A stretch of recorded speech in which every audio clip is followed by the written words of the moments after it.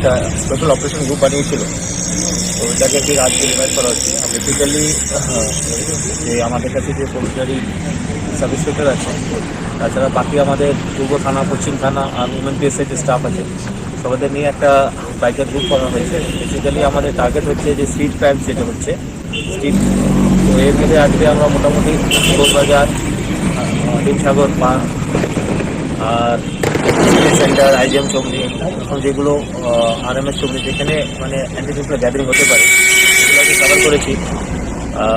Preventive অ্যাকশনও নিয়েছি। গোলবাজার 2জন অ্যারেস্টও আছে, এটা হ্যান্ড ওভার করা হয়েছে স্পেস। প্রচুর কান্ট্রি লিকার আমরা ডিস্ট্রয় করেছি, যে ফরেন লিকার আছে এটা হ্যান্ড ওভার করা হয়েছে এসটিএস। তো এটা মানে আমরা রিভাইভ করছি, এটা রেগুলার থাকবে। টাউনের মধ্যে বাকি যে সাব ডিভিশন আছে, দুটো আমতলি আছে, ওখানেও এরকম অপারেশন হবে। তো এটা রোটেশনে হবে। বেসিক্যালি আগরতলা সিটির যে স্ট্রিট ক্রাইমস যেটা আছে, রাস্তাঘাটে যে ক্রাইম, এটাকে প্রিভেন্ট করার জন্য করা হচ্ছে, পাবলিকের কনফিডেন্সকে বুস্ট করার জন্য করা হচ্ছে। আর যদি অ্যান্টি সোশ্যাল গ্যাদারিংগুলো আছে, স্পেশালি ড্রাগ পেডলার্সের, ড্রাগ অ্যাবিউজার্সের, এগুলোকে কন্ট্রোলে আনতে করা হচ্ছে।